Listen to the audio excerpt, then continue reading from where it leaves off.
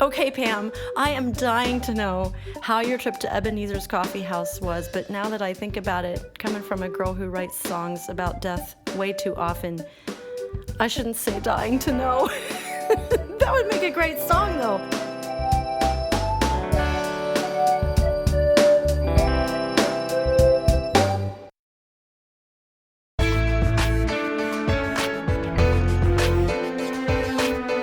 Welcome to the Brand New Me podcast.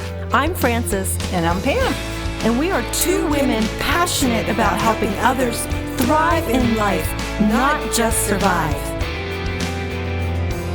In each episode, we're going to find creative ways to offer hope for your future through our own life experiences. So join us every week as we learn together that we really can be a brand new me.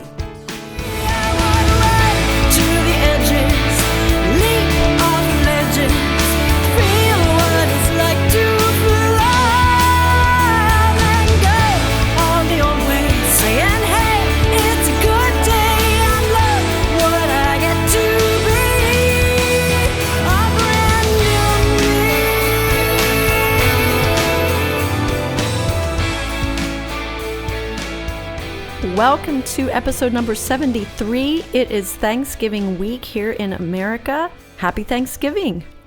Now, here's the interesting thing. We're talking about a book called Chase the Lion. So there's the lion.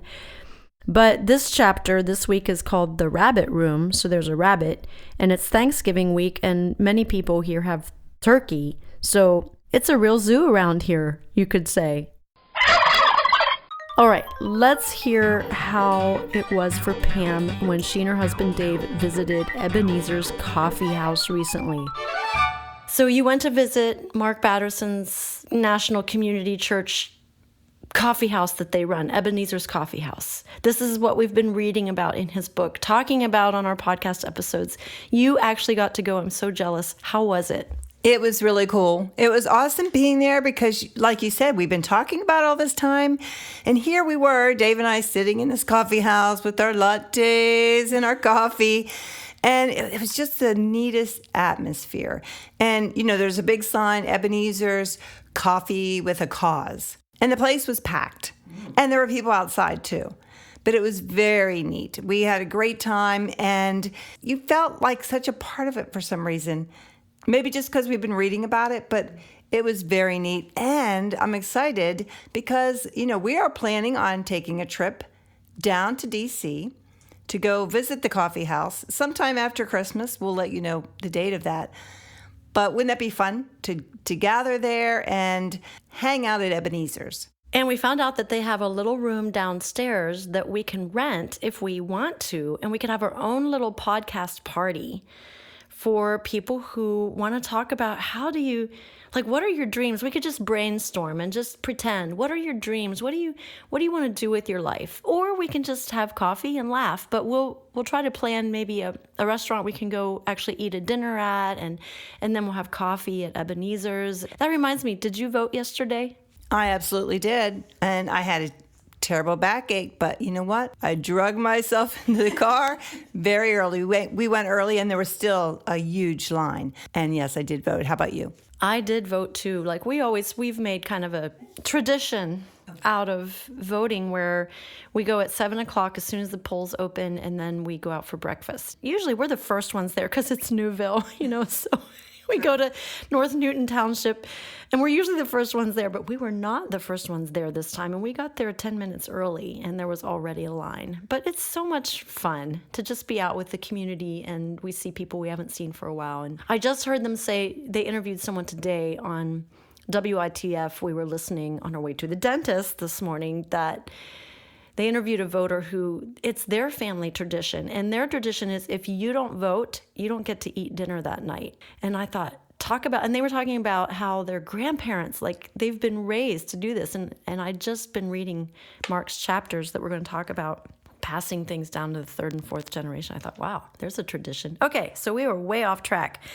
But we're excited about this little podcast trip. And Pam said she already has some people interested. We'll probably drive partway there and then take the transit in. Anyway, we'll work on plans for that and we'll keep you posted. But this week's episode and chapter is called The Rabbit Room. And basically, the rabbit room stands for, who are you spending time with? Mark says, at the beginning of a dream journey, your competency is key. But the longer you lead, the less it's about you. Aw, really? Your potential will be determined by the people you surround yourself with. And I've heard that a lot. If you want to dream bigger dreams, get around other dreamers. Okay, so Pam, who inspires you? Who is pushing you to dream bigger? Well, I love to embarrass you, Frances, because you're one of them. You do inspire me to dream bigger. And so that's why I like hanging out with you. And my other rabbit room people are my Dash Girls, who we have a group called the Dash Girls, and we go out and minister together. And so we do encourage each other, pray for each other, and we're there for each other. And I think that's really a crucial part of this. But it's funny how you do hang out with people who are like-minded, who are like you, because that's what encourages you. And sometimes I guess we need to step over that and start maybe hanging out with people that aren't like you and that, stretch you. Well, nobody likes being stretched, but sometimes it's just crucial to be stretched.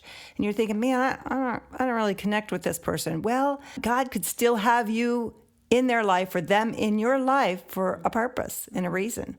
That's the rabbit room for me, is you and the Dash Girls. How about you? Does this mean you can call me Foo-Foo? Rabbit, I see a lot of rabbits on the Newville Trail when I'm riding my bicycle, and I always say, hey, Foo-Foo, how are you? Because a little bunny Foo-Foo. Okay, well, I was thinking about that. This is tough because I'm a big dreamer. So finding people who dream even bigger than me is hard.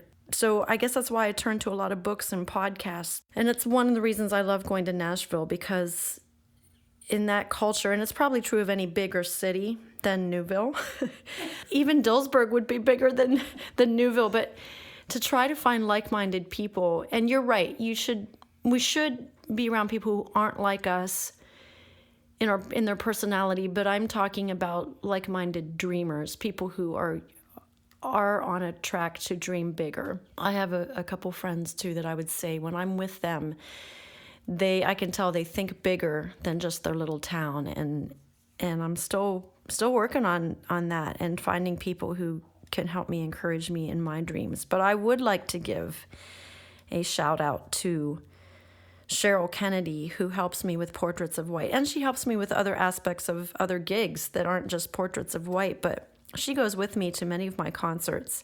She sets up all my merchandise, and then she sells it so that I can be free to just stand and talk to people. Because people want to talk to me and tell me their stories after a concert. And she is managing the mailings and all that kind of stuff, and volunteers and ticket sales with Portraits of White. And Mark says in this chapter, in a book about dreams, he says that not everyone is a maverick dreamer. If you're not, it's imperative that you get around someone who is. Thank you, Cheryl. If you listen, you probably don't have time to listen these days because you're working with me. You are awesome, and I could not do this without you. And so I'm glad there are people who just love to come alongside and help. And I think it's good to point out that serving someone else's dream is not less significant than having your own dream. He really points out that there are people who are destined, I think, to be dreamers, and there are people who are destined to support dreamers. That's what they love to do. They love to help. And so one's not greater than the other. We need all of them. Do you have anyone that in your life, Pam, that even past, that you could say they were born to be a helper and they were really great? Even in your church ministry, did you see a difference between people who seem to be dreamers and those who just love to help, and you could count on them when you needed something done? Well, I will come up with someone who currently supports my dream, and that's my husband. He is definitely a dream supporter. He doesn't have any big dream. He just wants to be there to help me and to help. He helps a lot of people, and he serves. That's his thing. And I appreciate him supporting my dream. You know, when I was writing the book, he was there for me. If I go out and speak, he's there for me, and he's very supportive. Let's close with this quote in Mark's book. Serving someone else's dream isn't less significant than pursuing your own. In my opinion, it's more noble. It's the dreamer who gets most of the credit at the curtain call. But I wonder if second fiddles will get most of the reward. Well, I can tell you there are going to be a lot of people who will get rewards because of how they have helped me pursue my dreams. My husband, Cheryl Kennedy, and so many volunteers that help with Portraits of White. So, on behalf of those of us who are dreamers, thank you to those who just love to help us. We couldn't do it without you. Every December, people are enjoying the magnificent sounds of Portraits of White, Harrisburg's holiday hit, hosted by singer, songwriter, and recording artist Francis Drost. Now in its 5th year, Portraits of White is fast becoming the must-see Christmas event in the South Central Pennsylvania area. With a live 27-piece orchestra, this highlight of the Christmas season dazzles and delights audiences of all ages.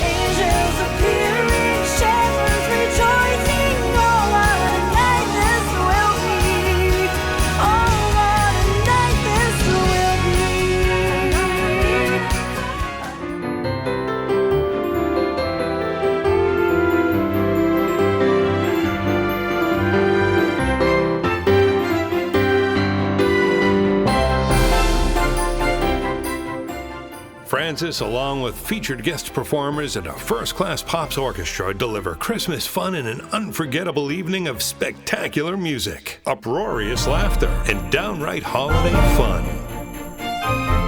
Portraits of White has been so popular that we're offering 2 showtimes this year. Saturday, December 15th at 7 p.m. and Sunday, December 16th at 3 p.m. Don't miss it. Get your tickets now at portraitsofwhite.com. Wanting a friend who will see where it goes. These are the portraits of white. Portraits of White, Harrisburg's holiday hit. Portraits of white.